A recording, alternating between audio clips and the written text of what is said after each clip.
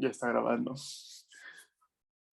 Hoy vamos a empezar ya a juntar todo lo que hemos visto en las clases pasadas de transferencia de calor, de principios bioclimáticos, de confort térmico, y vamos a ver justamente las estrategias para poder alcanzar el confort térmico dentro de un edificio. Entonces, la primera que vamos a ver va a ser la manera tradicional o usual, que es el control mecánico, que es lo que se conoce como HVAC, que es Heating, Ventilation and Air Condition, que es justamente con todo este equipo que vamos a ver aquí. Y primero vamos a ver un poco cómo se puede ver cómo modificamos las condiciones del aire en el diagrama psicométrico. Y después vamos a empezar a hablar un poco de qué se utiliza para hacer todo este control mecánico. Realmente esto que vamos a ver va a ser un poco como resumen, o nada, es una embarrada, porque esto principalmente lo hacen los ingenieros mecánicos, el hacer el diseño de estos sistemas, el dimensionamiento de acuerdo a las características térmicas que se necesiten. Pero para poder, como estamos estudiando el confort térmico, en la siguiente clase vamos a hablar del control térmico, de la ventilación natural y luego del control térmico natural. Entonces es importante tener estas nociones de cómo funcionan estos sistemas mecánicos, porque también parte de la idea de hacer un edificio sustentable. A ver, espérame tantito. Creo que a mí me pongo, quito el sonido en mi computadora porque me suena a mí como con eco. Ok, ya.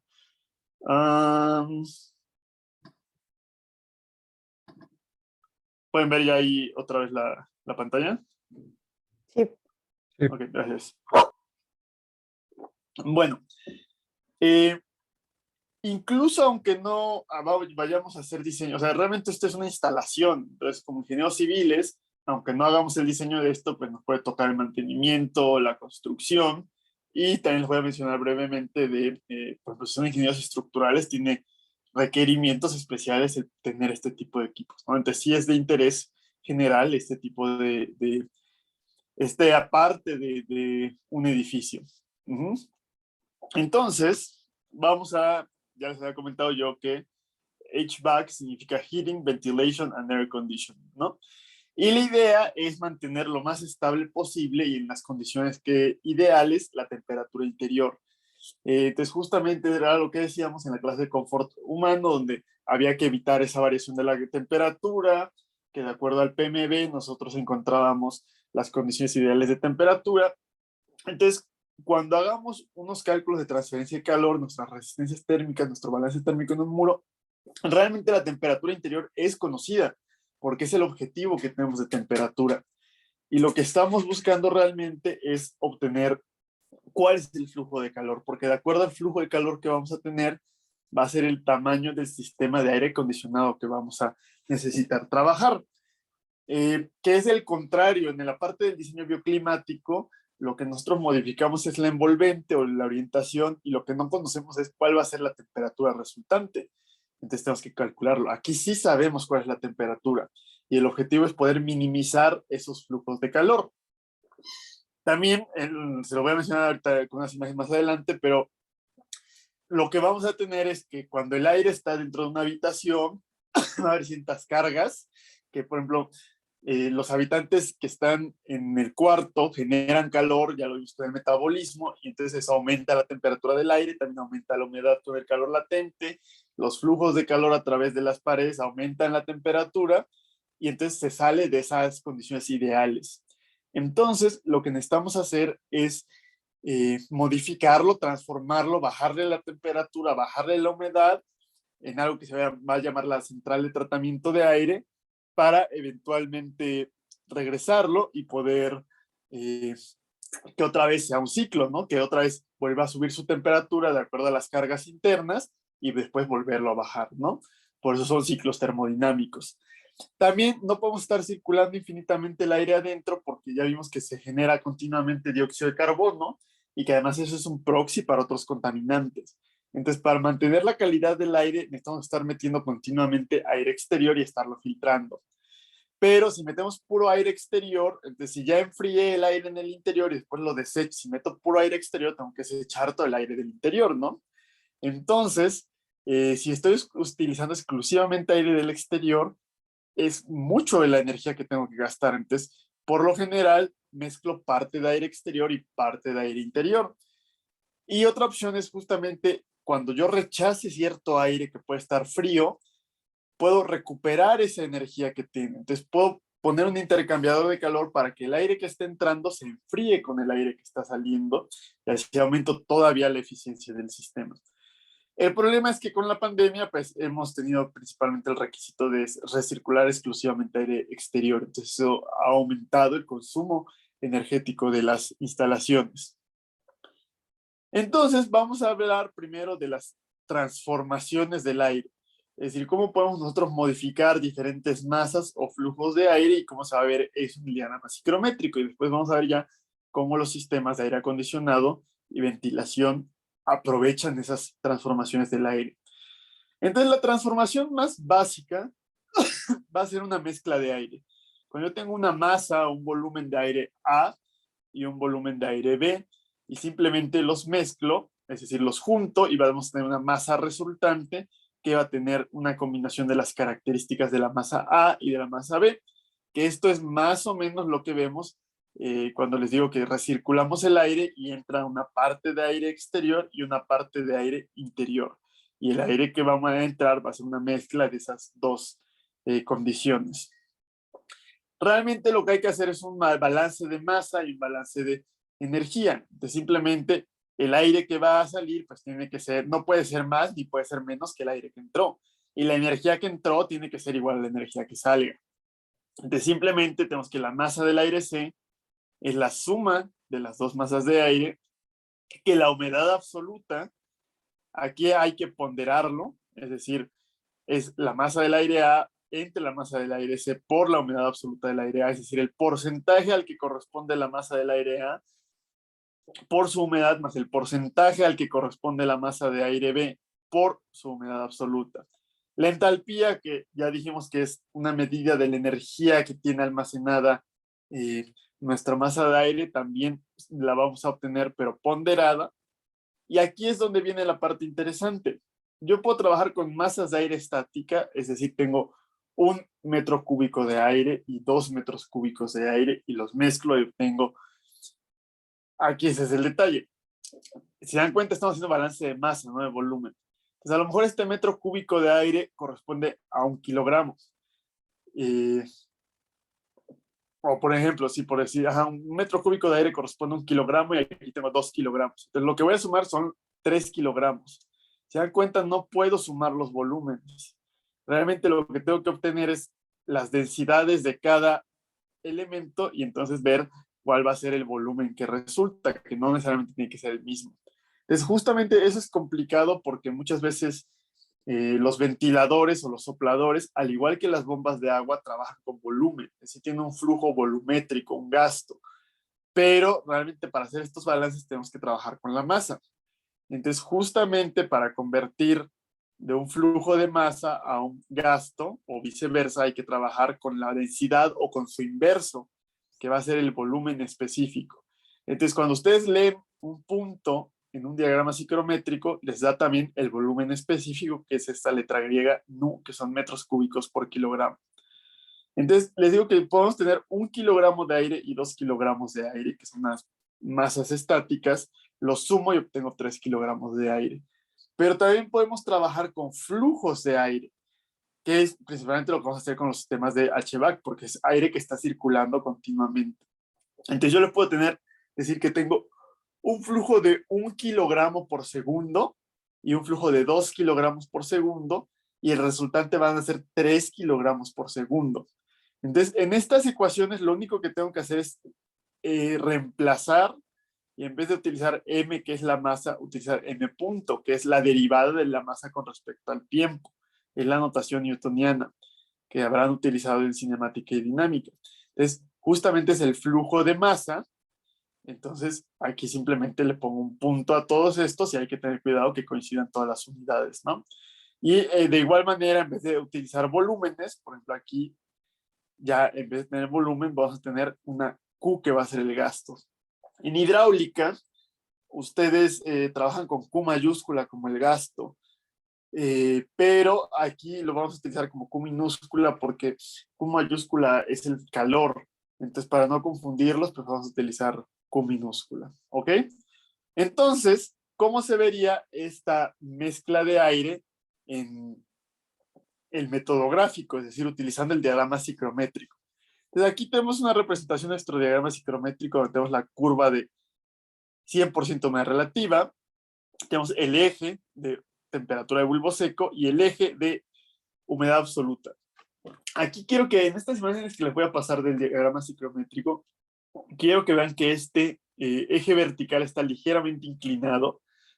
Es una manera de representarlo, pero realmente no afecta. Es decir, cuando hablemos de un movimiento a temperatura constante donde varía la humedad absoluta, pues simplemente igual la línea no va a ser vertical, sino que va a ser paralela a esta, va a estar un poco inclinada.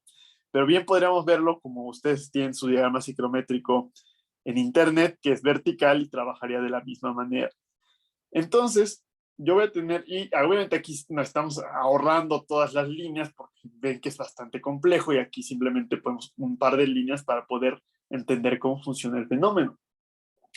Entonces tenemos una masa de aire A, una masa de aire B o un flujo de aire A y un flujo de aire B con sus características que podemos leer en el diagrama ciclométrico y simplemente se traza una línea recta y vamos a tener una masa de aire C que va a estar sobre esta línea recta que va a ser el resultante. Entonces justamente aquí es donde viene la ponderación con respecto a los porcentajes a los que corresponde cada masa. Si cada una, o sea, si tengo 50% de A y 50% de B, el resultante va a estar justo en medio, va a ser el punto medio de la línea. Pero si tenemos más A, se va a acercar un poco más a este punto. Si tenemos más B, se va a acercar más a este punto. Eso depende de cuál masa de aire o cuál flujo de masa sea mayor. Entonces, siempre es una línea recta. Pero yo les quiero hacer una pregunta. Si yo tuviera un punto, por ejemplo, en esta parte, en este extremo, y tuviera un punto en este otro extremo, al trazar una línea recta, intuitivamente, ¿cuál sería el valor de la humedad relativa? Pues no sé quién me quiera contestar eso. Tengo un punto acá, en un extremo, un punto acá en otro extremo, y conecto con una línea recta. Entonces, ¿cuál es la humedad relativa?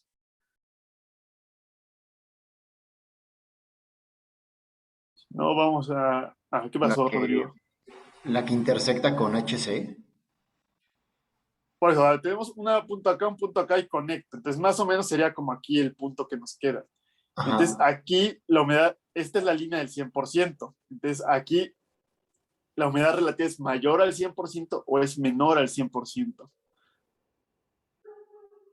Menor. Menor.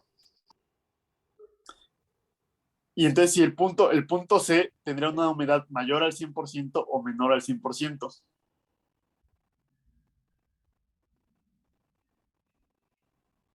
No, entonces el punto que dijimos antes sería mayor al 100% y el C sería menor. Ajá, exactamente. Gracias, Rodrigo. Sí, justamente, y eso es problemático, porque dijimos que pues, no puede haber más de 100%. Cuando hay más del 100%, hay condensación, porque ya el aire no puede retenerlo, entonces cambia de estado gaseoso a estado líquido. Entonces, este método gráfico sencillo no nos funciona si el punto cae en una humedad mayor al 100%. Realmente lo que va a suceder es que el punto forzosamente va a tener el máximo de humedad que va a ser del 100%, entonces va a estar sobre esta línea. Entonces ahí lo que tienen que hacer es irse y calcularlo más bien, a ver, con estas ecuaciones, principalmente con el balance de entalpía, que es justamente lo que nos había mencionado Rodrigo. Entonces tenemos punto A y punto B, y el punto C va a encontrarse sobre una línea de entalpía, pero a más de 100% de humedad. Entonces ustedes tienen que seguir esa línea de entalpía y encontrar cuál es el 100% de humedad y ese va a ser el punto resultante. Pero va a haber una diferencia entre humedad absoluta en este punto y en este punto. Entonces, esa diferencia va a ser la masa de agua que se condensó. Entonces, de su serie número 2 hay un ejercicio que les pide que hagan justamente eso, ¿ok? Entonces, sí, idealmente no pueden existir puntos más arriba de este 100%. ¿Qué siguiente? Entonces, esa es la transformación más sencilla. Tenemos dos masas de aire, las juntamos y obtenemos una masa de aire resultante. El siguiente punto va a ser la calefacción simple, donde tenemos un flujo de aire. Ahora sí tenemos que tener un flujo de aire. Si ven, la ecuación tiene su m punto.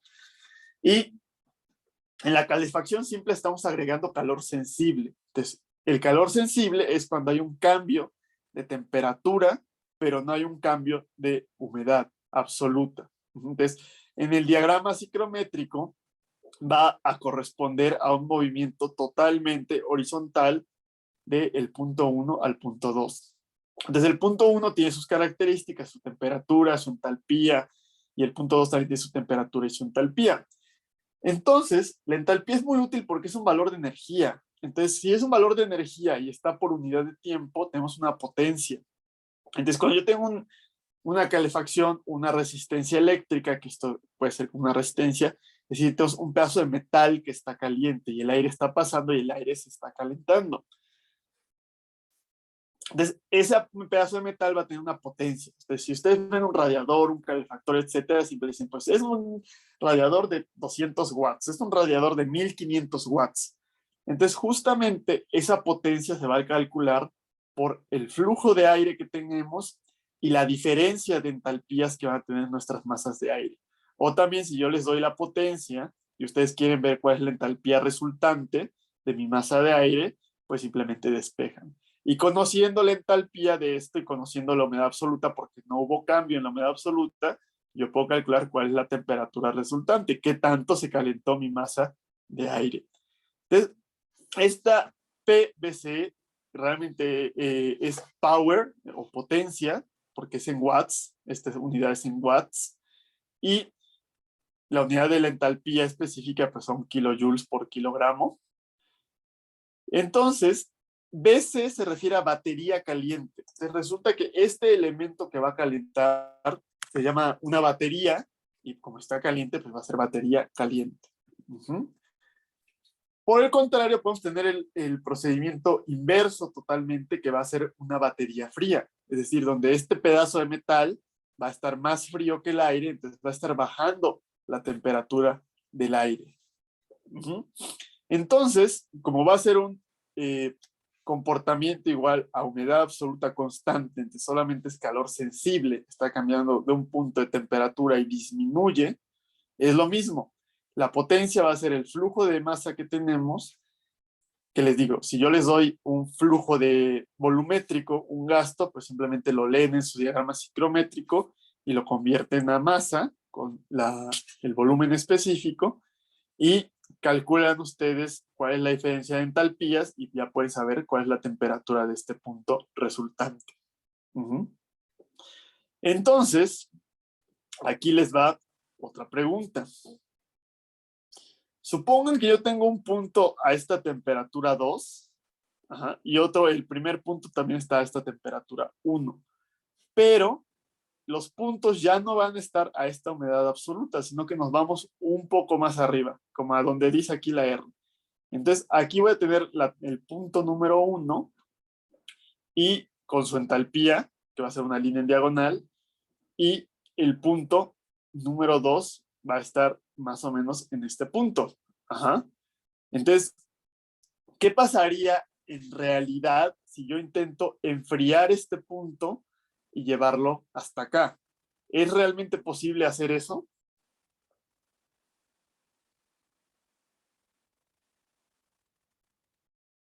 A ver quién nos puede.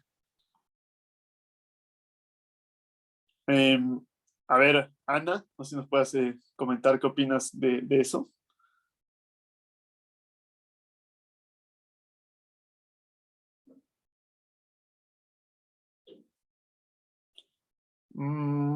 Si no, vamos a escoger. A ver, ahí tal vez con suministro de agua, aparte de el frío, podría, ¿no?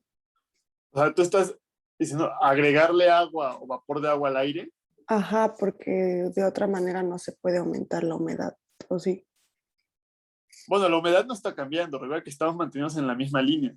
Si tengo el punto a este nivel y el otro punto a este nivel en la misma humedad. Entonces, realmente lo que está pasando, que nos comenta Ana que no es posible, en este punto, es lo mismo. ¿Cuál es la humedad relativa en este punto?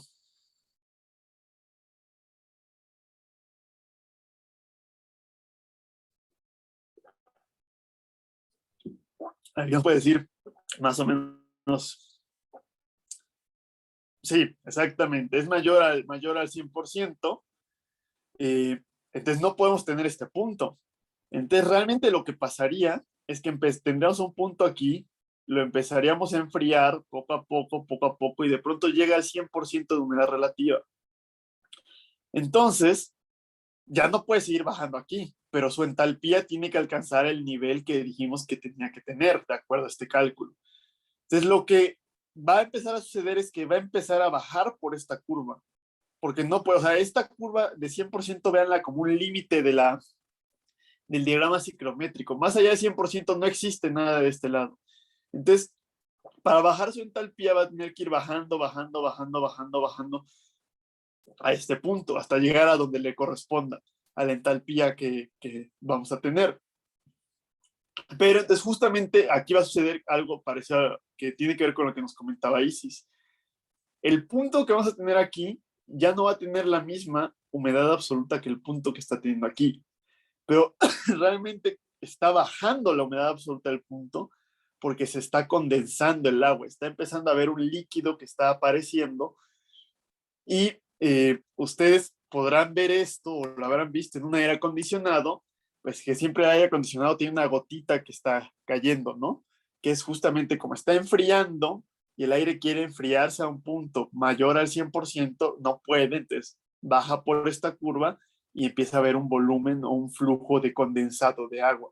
Entonces, por eso, esto se llama enfriamiento simple, porque hay un enfriamiento más complicado, que es el que vamos a ver ahora. A ver, ahorita esto es lo que les acabo de explicar. Entonces, justamente es lo que sucede en esta imagen. Tengo dos entalpías, de acuerdo a lo que calculo yo con la potencia de mi batería fría, y para realmente, con el enfriamiento simple, tendríamos esta humedad absoluta y me movería y llegaría hasta este punto con esta entalpía. Pero ya dijimos que esto es más de 100% de humedad relativa, entonces no podemos llegar a ese valor. Entonces, lo que va a pasar es que nos movemos hasta toparnos con la curva del 100% de humedad relativa, y entonces vamos bajando hasta llegar a la entalpía correspondiente, pero resulta que hubo una diferencia de humedad absoluta. Y esa diferencia de humedad absoluta se va a representar en lo que vemos aquí. Va a empezar a haber gotas de agua que van a estar sobre esta batería fría, que van a empezar a caer y va a ser un flujo de condensado de agua. Entonces, no solamente está bajando la temperatura con este enfriamiento con condensación, sino que también está bajando la humedad absoluta. Entonces, ustedes van a poder calcular el balance de masa de vapor de agua, es decir, el flujo de agua con el flujo de aire y la diferencia de las humedades absolutas. Y la potencia de la batería fría es exactamente lo mismo, únicamente es la diferencia de entalpías. Por eso es importante tener bien presente el concepto de entalpía. ¿Por qué va a ser importante? O sea, uno podría pensar de que es negativo el estar perdiendo esto, pero realmente no lo es. Ustedes recuerdan el metabolismo, o sea, las condiciones de confort de humedad relativa estaban más o menos entre el 30 y el 50%. Y también había un límite de confort de temperatura. Entonces, los humanos dentro de nuestros edificios vamos a agregar una carga de calor de acuerdo a nuestro metabolismo. Y dijimos que parte de ese calor era calor sensible y que otra parte de ese calor era calor latente. Entonces, una parte, ahorita vamos a ver más adelante, una parte es calor sensible que se mueve sobre esta línea y otra parte es calor latente que se mueve sobre esta línea. Entonces, estamos agregando humedad. Además, en ciertos lugares muy calientes, como en el sur del país, podemos tener temperaturas altas y humedades relativas muy altas, entonces nos encontramos en esta zona. Pero la zona de confort está en temperaturas más bajas. Si intentáramos nada más bajar la temperatura, pues no hay forma de alcanzar esa zona de confort. Aparte aquí a lo mejor estamos a 70, 80% de humedad relativa, que no es una zona de confort. Entonces, tenemos que disminuir tanto la temperatura como la humedad. Entonces, nos va a interesar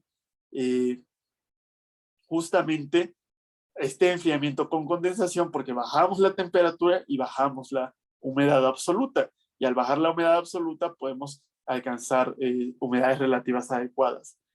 Pero justamente ese es un problema. Bajamos la humedad absoluta, pero llegamos a un punto donde tenemos un 100% de humedad relativa. Entonces, a lo mejor mi punto ideal está más o menos por acá o por acá, con una humedad relativa del 30-50%. Entonces, muchas veces, o irónicamente, en los climas más cálidos y más húmedos, tengo que tener calefacción. O sea, una combinación de enfriamiento y calefacción, porque primero tengo que enfriar el aire para bajar la temperatura y bajar la humedad, y luego tengo que volverlo a calentar para llegar a condiciones de humedad relativa adecuadas. Por eso, entre mayor es la humedad, mayor es todavía el consumo que van a tener los aparatos de aire acondicionado.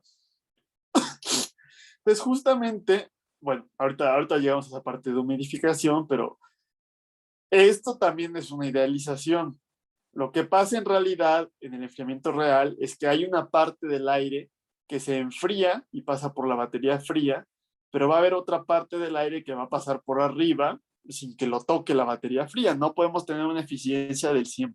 Entonces, justamente vamos a tener un aire que es el mismo que era el aire original y un aire enfriado. Entonces, vamos a tener a la salida dos masas de aire o dos flujos de aire más bien. Y entonces, realmente el aire final que salga va a ser una mezcla. Entonces, es como si tuviéramos una combinación de enfriamiento con condensación y al final una mezcla de aire del aire enfriado más el aire original. Entonces, eso nos lleva a este diagrama, que es, como ven, se va complicando progresivamente. Imagínense del punto 1 al punto 2, tengo un enfriamiento con condensación. Voy bajando temperatura, llego al 100% de humedad relativa y bajo sobre el 100% de humedad relativa. Y yo tengo, dijimos que va a haber en este punto de salida aire 2 y aire 1 y que hay que mezclarlos. Entonces, para mezclarlos, justamente había que trazar una recta entre el aire 2 y el aire 1 y encontrar el punto intermedio de acuerdo a los porcentajes que tenga cada flujo. Entonces, conecto esas dos rectas y veo un punto intermedio.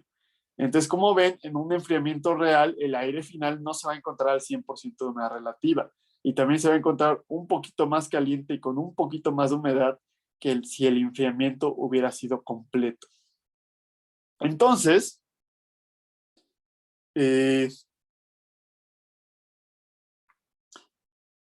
vamos a tener un factor de bypass o una eficiencia, que es el complemento del factor de bypass, que justamente nos va a decir qué porcentaje corresponde al aire que no pasó por la batería fría y qué porcentaje corresponde al aire que sí pasó por la batería fría.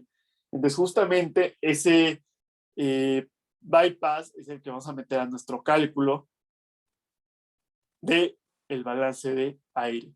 Va a ser como este porcentaje más o menos. Y es el que nos va a poder decir en qué punto de esta recta se encuentra. Es decir, entre menos eficiente sea, más se va a encontrar cerca del aire original. Y entre más eficiente sea el enfriamiento, más cerca nos vamos a encontrar de este otro punto de aire. Y de igual manera podemos calcular la potencia de la batería fría con la diferencia de entalpías y el balance de masa de vapor de agua, es decir, el condensado de agua con estas humedades absolutas que ahora vamos a tener realmente aquí hay un pequeño error. Realmente sería el 1 menos el 3. Es decir, sería 1 menos 3, porque va a haber una parte que ya no va a ser la condensación máxima que podríamos tener. La siguiente transformación que tenemos, ahorita hemos visto cómo aumentar o cómo bajar la temperatura del aire. Ahora vamos a ver cómo podemos variar la humedad que tenemos en el aire. Para disminuir la humedad realmente es muy complicado. Disminuir la humedad del aire se tiene que hacer a través de un enfriamiento con condensación, que ya se los platiqué que es necesario en los climas muy cálidos y muy húmedos.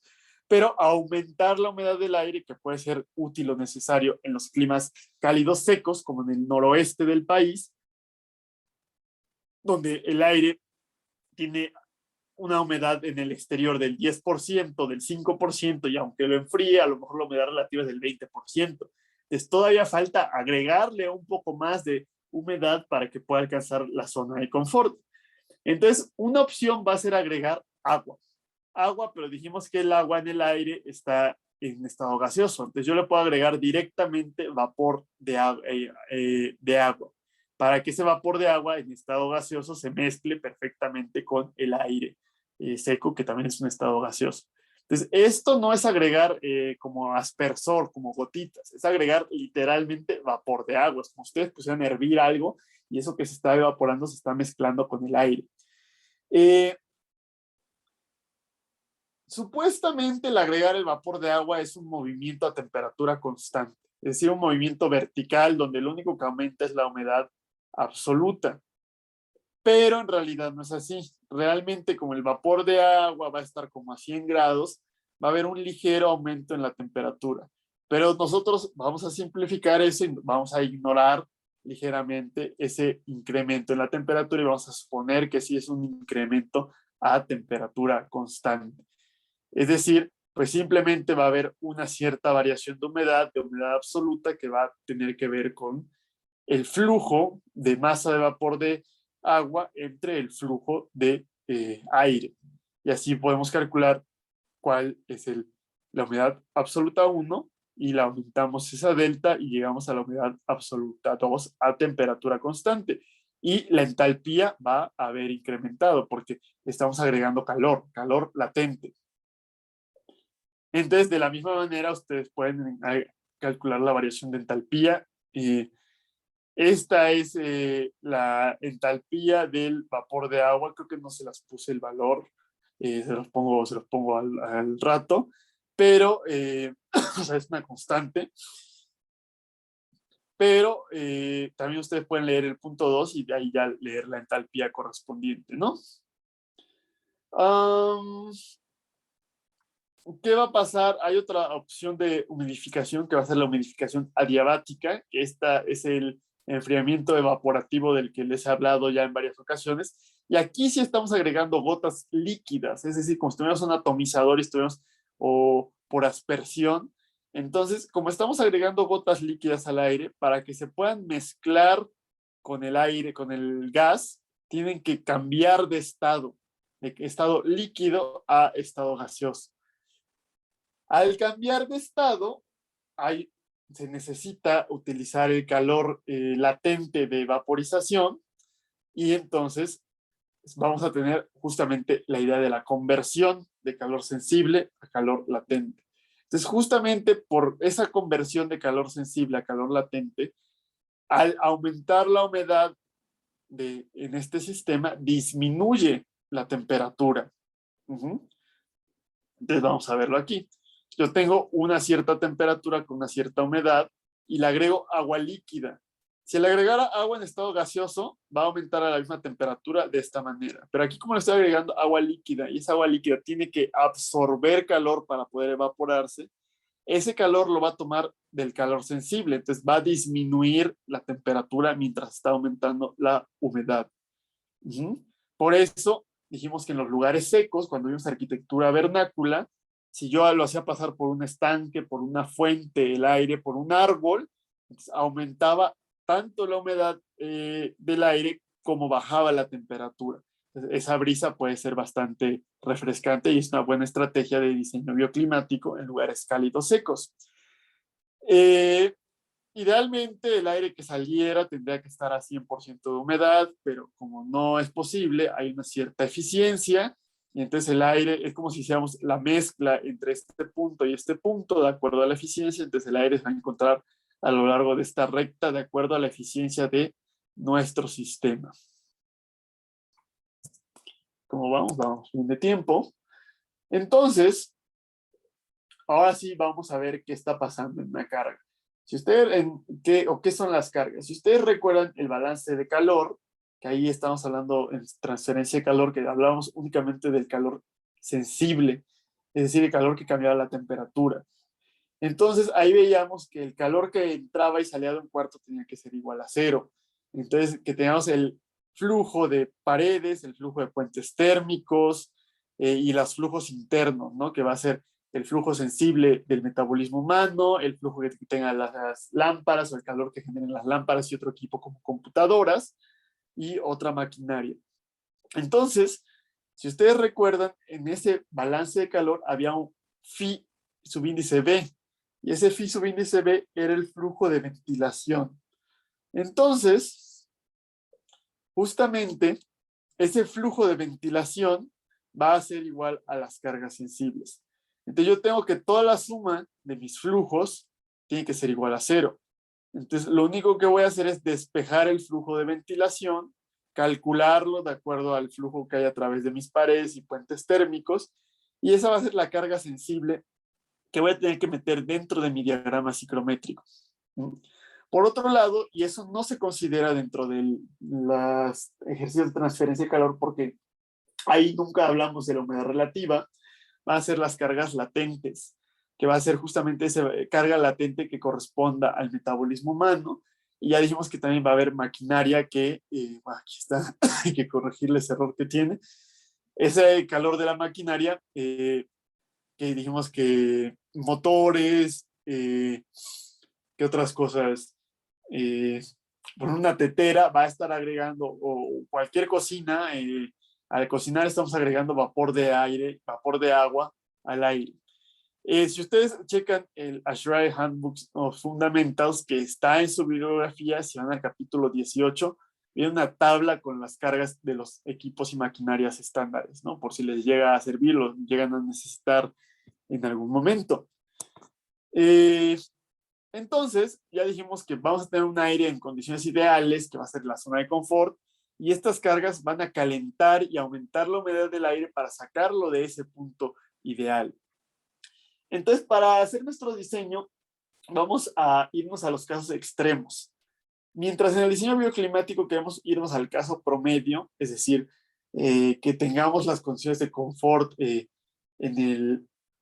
adecuadas a lo largo del año, aquí queremos que en la peor situación nuestro sistema siga siendo capaz de poder dar condiciones de confort. Entonces nos vamos a las condiciones de temperatura exterior más desfavorables, es decir, puede ser más húmedo, más cálido, más seco, más frío, y también al peor caso de cargas, de flujo de cargas, es decir, a la mayor ocupación de personas, etcétera. Y vamos a dimensionar la potencia del sistema, la potencia de mi batería fría, de mi batería caliente, para poder alcanzar esas condiciones o poder manejar esa carga. Entonces, en un diagrama ciclométrico, si yo tengo un aire a la salida de mi sistema de HVAC y recibe una carga sensible, entonces va a aumentar su temperatura sin aumentar la humedad absoluta para llegar a las condiciones de aire que tengamos en el interior de mi cuarto. Entonces, es decir, aire a la salida del sistema de aire acondicionado y aire en la habitación. Este aire a la salida del sistema de aire acondicionado es el aire a las condiciones ideales. Ese es el que yo les diga, si tengo un aire con tal temperatura o si con mi PMB obtengo tal temperatura y tal humedad, ese va a ser el punto S.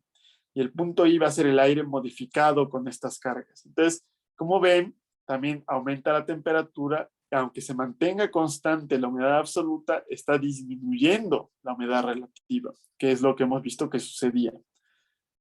La carga latente, por el contrario, va a ser igual a nuestro aire ideal a la salida del aire acondicionado y va a aumentar la humedad absoluta y también aumenta la humedad relativa, pero la temperatura no va a sufrir ningún cambio. Entonces, aquí ya les puse cómo era la carga sensible, que tenía que ver, la podemos calcular con igual la diferencia de entalpías, como ven, las entalpías son bastante importantes.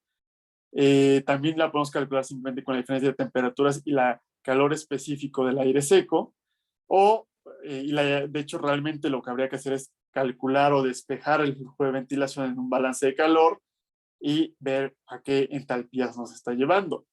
El calor latente, pues simplemente va a ser igual a la diferencia de entalpías o el flujo de vapor, que es lo que podemos ver en ciertos lugares, por el calor latente de vaporización. Aquí vienen los valores de estas constantes. Entonces, aquí hay un pequeño resumen. Recuerden, si aumenta una carga sensible, aumenta la temperatura con humedad absoluta constante, o disminuye si es negativo, y la carga latente es vertical, ¿no? Entonces es importante. Carga sensible es algo horizontal y carga latente va a ser algo vertical.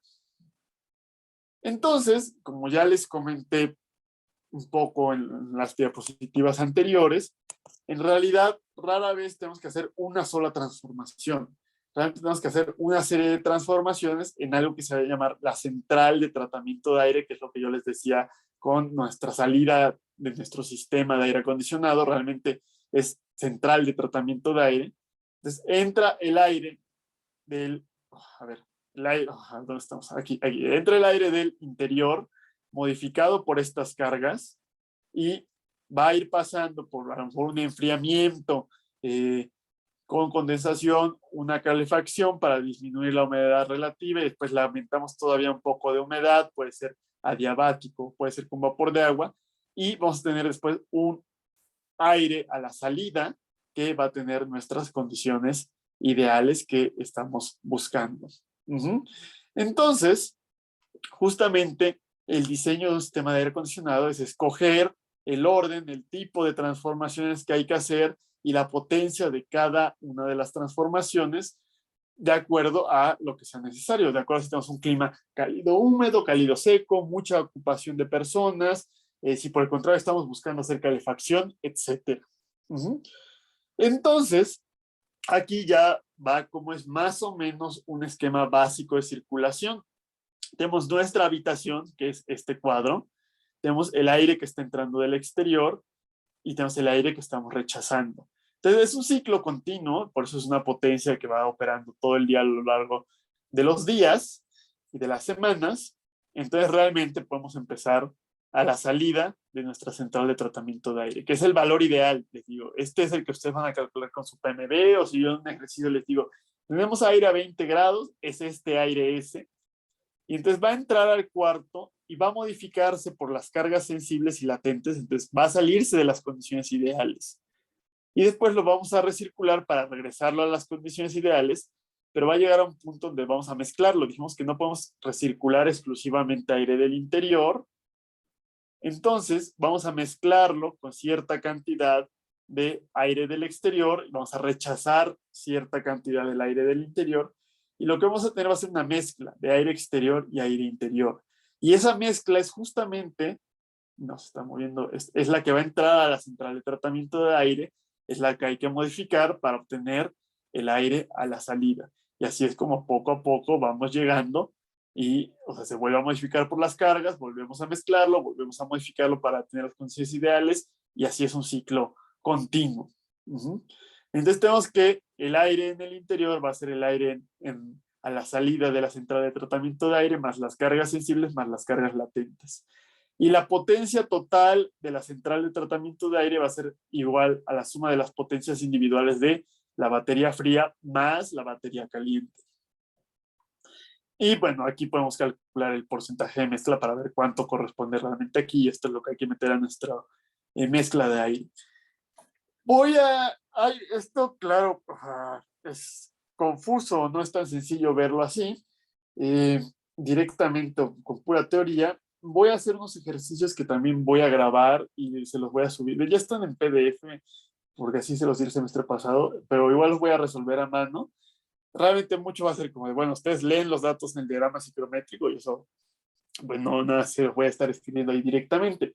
Pero igual voy a resolver algunos ejercicios acerca de esto para que ustedes puedan ver cómo funciona este esquema o cómo se pueden resolver o diseñar este tipo de centrales de tratamiento de aire para también facilitarles la resolución de la serie número 2. Digo, todo esto ya corresponde a la serie número 2. Entonces, lo que va a ser importante, y de hecho ustedes pueden hacer en su diagrama psicométrico en internet, es graficar estos puntos y conectarlos. Entonces, esta circulación que les digo aquí, podemos verla como el aire a la salida, que recibe una carga sensible, se calienta, recibe una carga latente, se humidifica, y como ven, va de una humedad del 40%, al calentarse baja al 20% y al aumentar la humedad vuelve a regresar al 40%. y tengo que regresar este aire del interior. Aquí estoy suponiendo que es el 100% de mezcla, ¿no? Para simplificarlo un poco. Tengo que regresar este aire a este. Obviamente no puedo conectarlo aquí porque solo tenemos ciertas restricciones de movimiento en este diagrama ciclométrico. Entonces lo que voy a hacer es que voy a hacer enfriamiento con una batería fría y va a haber condensación. Aquí también estoy suponiendo que hay un 100% de eficiencia. Llego a este punto, que es un punto intermedio dentro de la central de tratamiento de aire, y aumento la temperatura con una batería caliente hasta llegar a este punto. Y así va, aumentan las cargas sensibles, regresa acá y otra vez tengo que meterlo a la central de tratamiento de aire para regresarlo aquí. Entonces es importante hacer estas gráficas para saber realmente cómo se va a estar comportando nuestro aire húmedo y sus transformaciones. Bueno, otro elemento que va a ser importante, que se nos va platicado, va a ser la presión en las habitaciones. Es decir, yo puedo aumentar la presión atmosférica, o más bien que un cuarto esté a una mayor presión que la presión atmosférica, o que esté a una menor presión. Simplemente es soplando más aire y dejando que se vaya acumulando el aire y que poco a poco vaya saliendo por las filtraciones que tenga, pero ya a una presión mayor, es decir, como soplar un globo, o tener un ventilador a la entrada y un ventilador a la salida. Entonces, si el ventilador a la entrada está soplando más aire que a la salida, se empieza a acumular el aire en el interior y eso hace que aumente la presión. ¿Por qué nos puede interesar? Es porque eso puede controlar el movimiento del aire al abrir una puerta. Entonces, esto sí es muy importante, que cuando el cuarto está a mayor presión, yo abro la puerta del cuarto y siento que sale el aire. Esto lo pueden ver ustedes, por ejemplo, en una plaza, que entran a la plaza y como que sienten que hay un viento, o es algo que pasa muy importantemente en un quirófano. En un quirófano siempre tiene que estar una mayor presión para evitar que entre contaminación del exterior y más bien que lo que haya en el quirófano salga.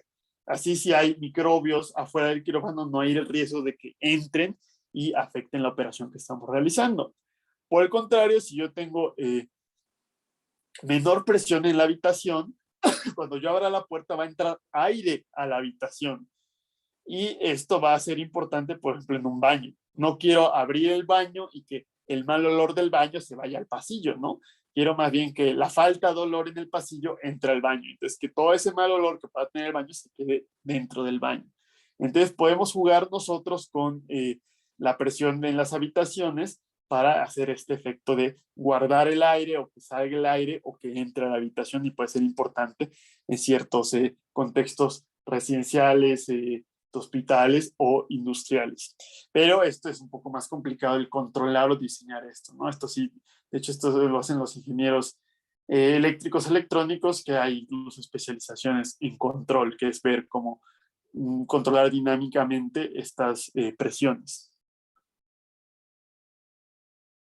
Entonces, esta es la parte principal de la clase. Todavía nos queda todavía un rato, no mucho, pero porque perdimos un poco de tiempo al inicio. Ahora sí les voy a platicar de cómo se aplican, y esto va a ser más enunciativo. No, en realidad no es que se aprendan y sean expertos en todos estos tipos de tecnologías que les voy a hablar, porque les digo, esto es a lo que se dedican los ingenieros mecánicos. Entonces, si solamente necesitamos refrigerar, podemos utilizar el aire acondicionado. También hay ciertos lugares donde hace calor en verano y hace mucho frío en invierno. Entonces, ahí necesitamos algo que pueda hacer las dos cosas, que va a ser una bomba de calor. Vamos a ver que ya cuando es un sistema muy grande por un edificio hay que meter ductos de distribución de aire, y que si es un sistema pequeño tenemos todo en uno, y cuando se va haciendo más grande cada elemento se va separando.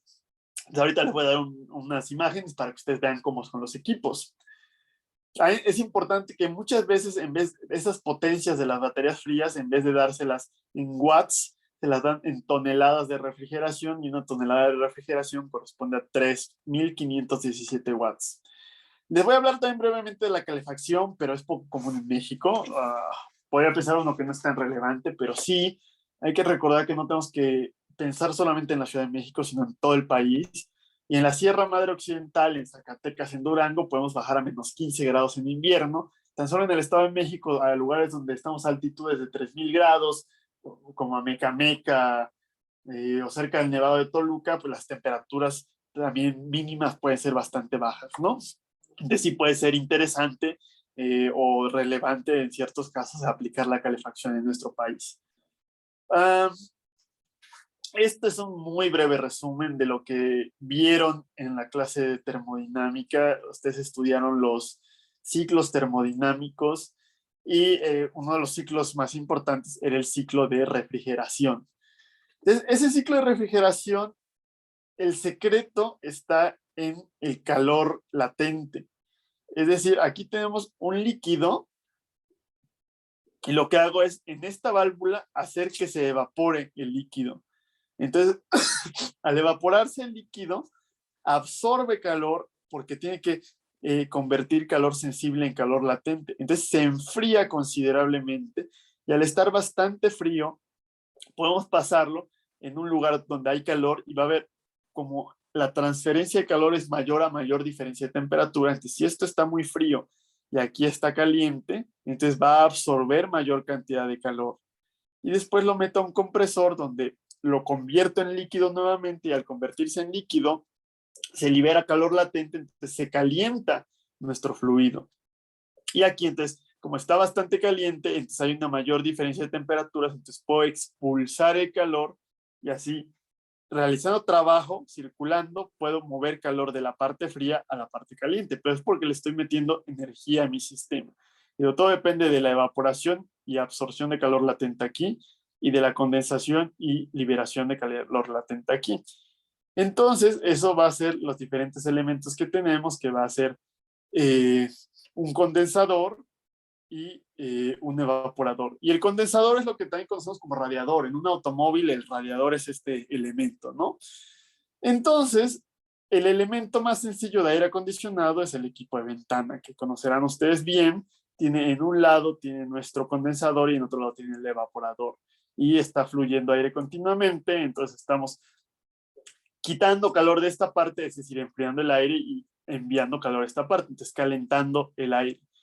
Como estamos enfriando, es probable que haya cierta condensación y es lo que ustedes pueden ver aquí por el exterior. Estos equipos, la verdad es que no son muy buenos, son poco eficientes. Los puentes térmicos en esta parte son bastante malos y aparte son ruidosos y muy poco estéticos, ¿no? Entonces lo ideal es más bien utilizar un mini split, donde esta parte que va a ser el condensador y el compresor y esta válvula de expansión van en esto que va en el exterior, en la azotea, en el jardín, etcétera. Y lo que realmente vamos a estar moviendo aquí va a ser el refrigerante ya enfriado. Y lo único que va a hacer aquí es que va justamente aquí a estar el evaporador, pasa el aire como en un ventilador y pasa por ese, la batería fría que va a haber aquí, de acuerdo al refrigerante enfriado, valga la redundancia, y va a bajar la temperatura del aire. Como ya no hay un hueco en la pared o en la ventana, ya no hay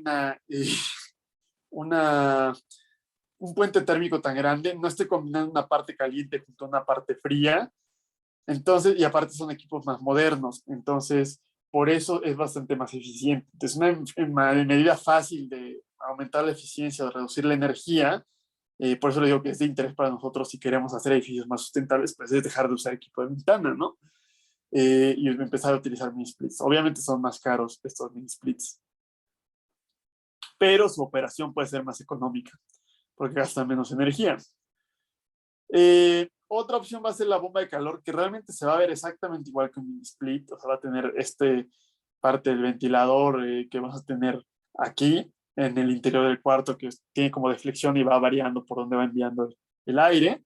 Y vamos a tener un equipo afuera que va a ser un poco más redondo, como un cilindrito, pero lo que tiene es que tiene una válvula que se puede invertir, entonces puede funcionar como un aire acondicionado, es decir, enfriando aquí y rechazando aire caliente aquí, o como calefacción, como una bomba de calor para que en invierno nos permita meter aire caliente, ¿no? Entonces, en ciertos climas, sobre todo en el norte donde hace frío y calor, mucha variación a lo largo de las estaciones, pues puede ser más útil tener una bomba de calor que pueda tanto enfriar como calentar.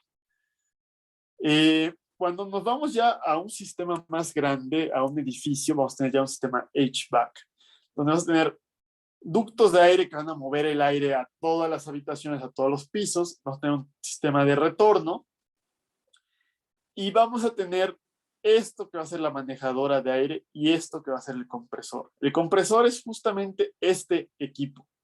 Ajá.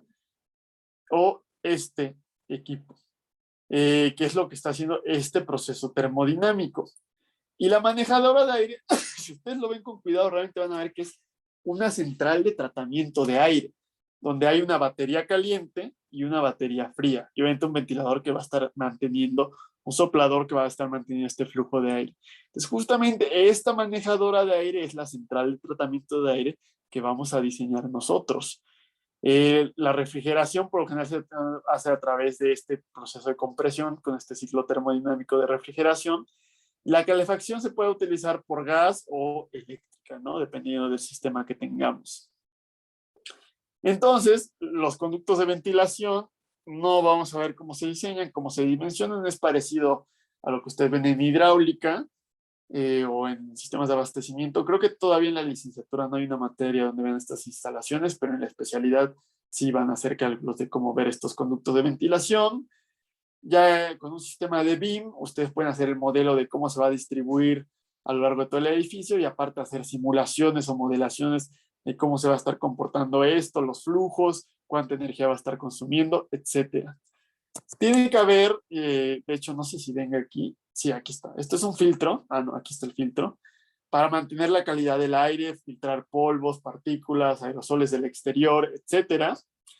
Y pues este filtro es interesante como es una hoja y esa hoja como que va doblada muchas veces y tiene muchas fibras que van interceptando estas partículas.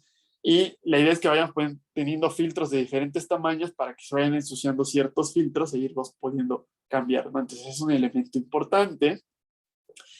Esta parte donde, bueno, aquí no se está regresando, pero realmente dijimos que iba a haber una parte donde vamos a regresar tantito para que lo vean. Esto, donde se mezclaba el aire interior y el exterior, realmente se llama un pleno o un economizador de aire o un mezclador de aire, donde viene el retorno y el aire del exterior y vienen estos deflectores que uno puede abrir o cerrar para cambiar el porcentaje. Ya lo que tenemos es aire mezclado y justamente lo manda a la central de tratamiento de aire o a la manejadora de aire, que es lo mismo, ¿no? Y justamente en ese pleno es donde podemos tener un recuperador de calor, que es lo que tenemos aquí. Sí, en el interior, aquí cómo está funcionando. En el interior, aquí hay calefacción en el interior, ¿no?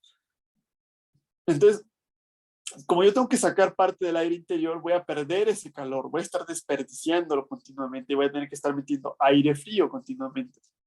Les puedo tener una placa donde parte de este calor del aire que sale se transmita al aire que entra para que tenga que calentarlo menos que si lo hubiera metido desde el inicio. Entonces también puede funcionar al revés. Si estoy rechazando aire frío de mi aire acondicionado y está entrando aire caliente, puedo enfriar un poco ese aire caliente de entrada y a través, aprovechando la energía que ya tenía yo en este aire acondicionado, y así aumenta la eficiencia y disminuye el consumo energético de nuestro sistema, que es la parte del objetivo que tenemos con estos edificios sustentables. ¿Qué más? Esta manejadora de aire que le estoy poniendo aquí, conforme nos vamos haciendo más grandes ya en un centro comercial pesado, puede ser de este tamaño. Aquí hay una persona por comparación. Vemos que tenemos el pleno o el economizador, la recuperación de calor, entra aire del exterior con filtros, aquí se mezcla, más filtros, aquí están las baterías frías y calientes. Aparte del filtro se está desinfectando con luz ultravioleta, humidificación por vapor, que dijimos que o podría ser una humidificación adiabática, de acuerdo al sistema que se quiera, y ya sale y se manda a los ductos, pero esto ya es un sistema gigantesco que maneja un flujo de aire enorme, ¿no? Esto es la manejadora de aire. Por otro lado, el compresor también en una casa, pues es este mini split chiquito. Si han tenido la oportunidad de estar en construcciones o mantenimiento, o ir a la azotea de varios edificios, pues siempre van a ver estos equipos en la azotea, ¿no? Que son ruidosos, feos, además siempre buscamos como que no se vean desde abajo, se van a llamar rooftop units y realmente son compresores, es decir, es este equipo, pero ya para a lo mejor una manejadora de aire de este tamaño, ¿no? Hay desde estos chiquitos, relativamente chicos, y a estos bastante grandes, ¿no? Y ya nos puso una imagen de otros que son bastante más grandes. ¿Por qué son de interés para los ingenieros civiles? Bueno, alguien tiene que instalar esto, a lo mejor el ingeniero mecánico va a dimensionar esto, o incluso a lo mejor a diseñar este sistema, pero a el que vea la grúa, el control de obra, calidad, mantenimiento, pues vamos a ser ingenieros civiles, ¿no? Además, pues, ¿cuánto creen ustedes que pueda pesar este equipo, no? O sea, puede llegar a la tonelada. Entonces, la carga puntual que estamos metiendo en la losa es bastante importante, pues también es más gruesa aquí, hay que diseñarla estructuralmente. En las instalaciones o en los acabados, como ven, también el impermeabilizante, aquí pueden haber puntos de fuga del impermeabilizante, entonces este impermeabilizante que lo vamos a mencionar brevemente más adelante, pues tenemos que tener especial cuidado en estas partes. Y las vibraciones que estructuralmente van a ser también importantes y hay que tomarlas en cuenta y diseñar para minimizarlas. Aquí, si a ustedes les interesa, pues pueden ver cómo se ve por adentro, ven que tiene la válvula, que tiene el compresor, el soplador, etcétera, ¿no? Todos los elementos que ya les enseñé yo en los otros diagramitas. Si nos vamos todavía, o sea, sí, más grande, más exagerado todavía, nos vamos a ir a esta idea del chiller, es decir, donde ya en vez de tener este compresor tenemos, de hecho, este chiller realmente es esta válvula, más bien es el compresor, ¿no? Este compresor. Esta cajita que va a ser a una parte pequeña que tenemos aquí, si tenemos un centro comercial, un rascacielos, una bodega industrial, unas naves industriales, vamos a tener este equipo gigantesco que hace un ruido impresionante, pesa 10, 20 toneladas o más, tiene vibraciones, de hecho muchas veces se tiene que separar, tener amortiguadores de vibraciones con respecto a la estructura. Ya aquí toda esta tubería también, ya hay que diseñar los soportes estructurales de la tubería. Ustedes vieron también en hidráulica las ecuaciones de cantidad de movimiento para que no haya desplazamiento en estas tuberías. Entonces sí, ya la labor de ingeniería mecánica y civil que requiere esto es bastante grande. Después, o sea, esto es todavía más adelante a las torres de enfriamiento, etcétera. Esta es una breve reseña para que vean cómo puede haber una enorme cantidad de tecnologías de ventilación y de refrigeración. Que estén familiarizados, sepan que existen. Y ahora les voy a hablar un poco de la calefacción, que aunque no es muy común en México, pues es importante tenerla en cuenta en ciertas regiones. Uno de los principales sistemas que vamos a tener de calefacción son las calderas. Esta caldera realmente quema combustible, gas LP, combustóleo, petróleo, queroseno, leña, lo que quieran, ¿no? En Europa hay unas que son de pellets de madera, son las de biomasa, que de hecho lo toman como biomasa renovable, pero tiene sus asegúnes, ¿no? Porque estamos talando árboles, entonces no es tan renovable. A lo mejor si los que lleven energías renovables les van a hablar con un poco más de detalle y también más adelante yo voy a regresar un poco a eso. Pero resulta que estas calderas tienen una doble funcionalidad donde generan aire caliente, aquí tenemos el ducto de aire, pero también generan agua caliente. Agua caliente sanitaria, que es el término oficial para el agua caliente que usamos para lavar las manos. Si alguien lo usa para cocinar, no lo hagan, por favor.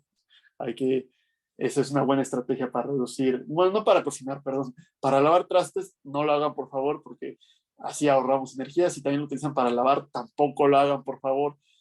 Su ropa va a durar más si lavan con agua fría, van a gastar menos energía y van a ayudar al medio ambiente. Pero bueno, es el agua que utilizamos para bañarnos, ¿no? Entonces tiene una doble funcionalidad estas calderas. De hecho, pues yo en la empresa que tenemos de paneles solares y calentadores solares, he ido a varias casas del Pedregal o de las Lomas y esas casas tienen estas calderas. De hecho, es un lío enorme tener que ver esta maraña de tuberías, tener que dar el seguimiento de qué tubería va a qué lado, es bastante complicado. Pero sí, yo he visto en varias casas aquí en la Ciudad de México calderas grandes.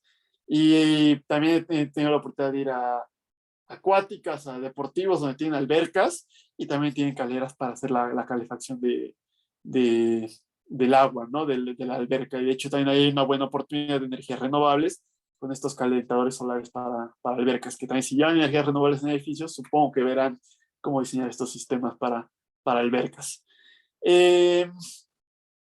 Otra opción, pues, es utilizar los calentadores de agua o lo que conocemos coloquialmente como boilers, ¿no? Tampoco me voy a detener mucho con esto porque supongo que lo van a ver en energías renovables, los que la lleven, o si llevan esta que es tecnologías de abastecimiento sustentable de agua, la que es instalaciones hidrosanitarias en edificios, deberían también ver cómo diseñar las eh, sistemas de agua caliente sanitario y los sistemas de calefacción de agua. Pero entonces hay boilers de salchicha o de almacenamiento que también no son muy buenos. Para irnos un poquito más eficiente tendríamos que irnos a los calentadores de paso de rápida recuperación, de paso o de paso de rápida recuperación o instantáneos, de acuerdo a las condiciones que tengan esta instalación hidráulica. Esos son los más modernos, los más eficientes y que gastan menos gas. Incluso si quisieran ahorrarse el gas y mejorar la calidad del aire en nuestra ciudad, y dejar de consumir combustibles fósiles. Podrían hacerlo, hay calentadores eléctricos que también ya yo he llegado a trabajar con ellos aquí en México. Y los venden, Simsa vende calentadores RIM, Bosch, o sea, es un producto comercial que existe en nuestro país. O mejor aún, un calentador solar, ¿no? Que lo ideal es poder combinar calentador solar y calentador de paso, porque aún en un día nublado el calentador solar produce o calienta, pero si son 3, 4 días nublados, pues ya no calienta tanto, entonces a lo mejor me tengo que bañar con agua tibia. Si quiero bañarme siempre con agua caliente, complemento calentador solar con un calentador de paso.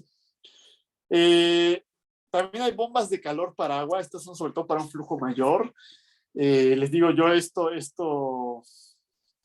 es muy común en la actualidad para albercas. Si tienen alberca, no metan no le metan una caldera, es carísimo. O sea, si vienen en Cuernavaca y le meten una alberca, una caldera, pues siempre se van a meter a la alberca con agua fría, porque no van a querer ver el gasto que les va a causar ese consumo de combustible de la caldera. Entonces lo ideal es combinarlo con calentadores solares para albercas y una bomba de calor, ¿no? Esto es algo que se puede utilizar, de hecho tienen que ser unas bombas especiales para que aguanten el cloro y pues son bastante eficientes, ¿no? Es lo mismo que vimos para aire, pero esto es para agua. Y también en la lectura van a ver cómo pueden haber bombas de calor para aire y para agua, geotérmicas, que no es muy común en México, pero que a lo mejor nos aplique mucho a lo que se esté haciendo aquí, pues nos da ideas a lo que se podría o se puede hacer en nuestro país. ¿Y por qué es importante esto? Me dirán, o sea, no hemos visto, no hemos hablado de agua caliente sanitaria, no hemos hablado de cómo nos vayamos, para qué Oye, nos menciona. ¿Qué pasó? ¿Qué pasó? una pregunta, los calentadores solares, o sea, Ajá, los que iban antes de las calderas, de las bombas de calor, perdón, ajá. eh, pueden meterse fácilmente, o sea, pueden conectarse fácilmente con Ah, bombas, o ah, sea, con bombas que ya tienen años, o tienen que ser como nuevas, o o sea, de una casa, una instalación existente, dices, ¿no? mande, O sea, perdón. dices que se puede conectar el calentador solar a una casa que ya existe, a una instalación hidráulica que ya existe. Ajá, el Sí, calentador. no, ¿qué pasó? ¿Qué pasó acá? No, sí, sí, sí, sí, justamente eso. O sea, si se puede instalar el calentador solar a bueno, a instalaciones que ya están de años. No, definitivamente se puede y de hecho es lo que el 90% del tiempo hacemos. Rara vez tiene uno la oportunidad de encontrar algún desarrollador o un constructor que les diga, vamos a meter calentadores solares. Y eso está padre porque desde el plano hidráulico uno busca lo más eficiente. Eh, sí se hace, pero sí tiene sus complicaciones porque uno tiene que tomar el agua fría desde el tinaco, pero después tendrá que conectar la salida de agua caliente con el agua caliente. Y luego en la azotea uno no encuentra la tubería de agua caliente. Entonces tiene que hacer como un lío para darle toda la vuelta y llegar hasta donde está la tubería de agua caliente que sale del, del boiler. Pero sí se hace, pero cuando es una instalación más existente, lo que suele pasar es que tenemos que aumentar la cantidad de tubería que hay que poner. Si quieres, la próxima semana te muestro unas fotos, unos diagramitas que ven más o menos cómo se conecta para que vean cómo se hace. Pero sí, Sí, claro, ajá. sí, sí, sí, gracias. De nada, Brandon. Entonces, pero sí, definitivamente es común ponerlos en casas que ya existen. Entonces, con agua caliente, mira, esta caldera lo que está haciendo es calentar aire, pero como el aire tiene una capacidad de calorífica muy baja, es muy caro estar calentando aire y el flujo tiene que ser bastante alto. Entonces, lo que solemos hacer más bien es calentar superficies. Y entonces, si ustedes recuerdan, en confort habían dos elementos que tenían que ver con la temperatura operativa o la sensación térmica en interiores, que era la temperatura del aire y la temperatura radiante media o la temperatura de las superficies que nos rodean. Entonces, por lo general, metemos agua caliente y la hacemos pasar por estos radiadores, como se habrán visto alguna vez, y esos radiadores aumentan la temperatura radiante que estamos sintiendo. Y entonces, aunque nos ahorremos el calentar el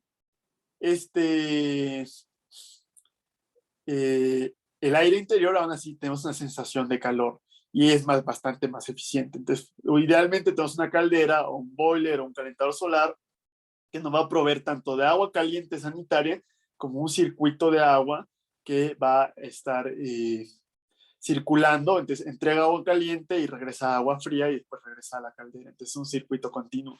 No vamos a hablar mucho de esto, mi señor. De hecho, no sé si les hablen de esto en no, les van a hablar más de agua caliente sanitaria, ¿no? No de agua caliente para calefacción. No nos da tiempo y les digo, no es tan común en México. Entonces también luego no tiene tanto sentido estudiarlo aquí, ¿no? Pero si les interesa, pues les mando un poco más de información. Y también se complica un poco. Lo que vimos de transferencia de calor hay que complicarlo más cuando tenemos estos intercambiadores de calor. Esto es como un radiador moderno. Uno puede ajustar la temperatura de acuerdo al flujo de agua. Es principalmente por radiación, pero también hay un poquito de convección de aire aquí.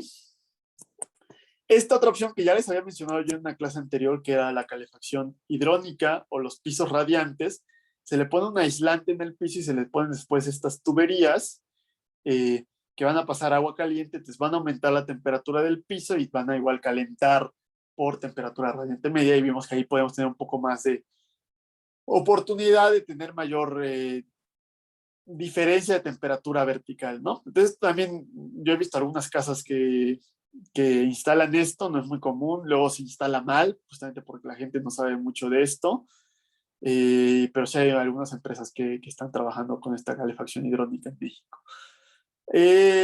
Muchas veces, si no tengo todo este circuito, pues más bien lo que conecto son los radiadores que eran de aceite o eléctricos. Eso es lo que se utiliza en el norte, donde le digo que ahí sí necesitamos la calefacción. Se utiliza sobre todo esto, pero tienen un consumo importante de energía. Hay que buscarlos hacer más eficientes, tener una mejor envolvente térmica para que los usemos a una menor potencia. Y ya este último elemento, ya nos quedan 5 minutos, todavía aguantamos. Este es por curiosidad, esto sí no existe en México y no va a existir. A lo mejor en una parte industrial sí. La idea es que una central eléctrica genera electricidad, pero también genera calor residual, por eso son termoeléctricas la gran mayoría, sobre todo las de combustibles fósiles. Entonces, ese calor residual que se perdería, lo aprovechamos para mandar agua caliente. Entonces, yo en vez de tener mi propio boiler en mi casa, voy a tener un circuito de agua potable municipal y un circuito de agua caliente municipal. Y me van a cobrar también por cuánta agua caliente utilice, y ya no tengo que estar generando ese boiler en mi casa porque es más eficiente hacerlo a gran escala. Esto puede ser muy útil en parques industriales donde están agua caliente de procesos y vapor, etcétera. Eso sí se puede aplicar, debería aplicarse totalmente en nuestro país, porque también los edificios sustentables son las naves industriales. O sea, no solamente hay que pensar en casas. De hecho, la lectura que van a tener va a ser el opuesto, donde generamos un circuito de agua fría para refrigeración, y la principal aplicación sería para naves industriales o para condominios horizontales. No hay casos en México, pero bueno, la idea es motivar esa creatividad para ver qué se podría empezar a aprovechar. Esta calefacción urbana sobre todo se utiliza en los países nórdicos. Ni siquiera en Europa, o sea, en Francia no lo utilizan en Suecia, Noruega. En Reino Unido están empezando a implementarlo porque es bastante eficiente cuando tiene bajas temperaturas. En Canadá creo que también lo llegan a utilizar. Les digo, por eso es curiosidad, porque aquí no tiene mucho sentido implementarlo de manera residencial más que de manera industrial, sí. Entonces lo que hacen es abren unas zanjas y meten estas tuberías que tienen, esta tubería es como de 1 metro de diámetro, bueno, esta está más pequeña, estas son como 40 centímetros. Y tienen un aislante bastante grueso, y también todavía esta otra capa que es para proteger de la radiación. Entonces, para que en invierno pueda estar fluyendo agua caliente por aquí y no esté perdiendo, de que fluya por temperatura, por distancias bastante altas y pueda llegar a las casas el agua caliente. Se les digo, se lo pongo porque ustedes van a leer sobre lo opuesto, que sería una red de enfriamiento urbano. Y pues ya, esa es de la clase de hoy. No sé si tengan alguna duda de lo que vimos, de lo que hemos visto hoy.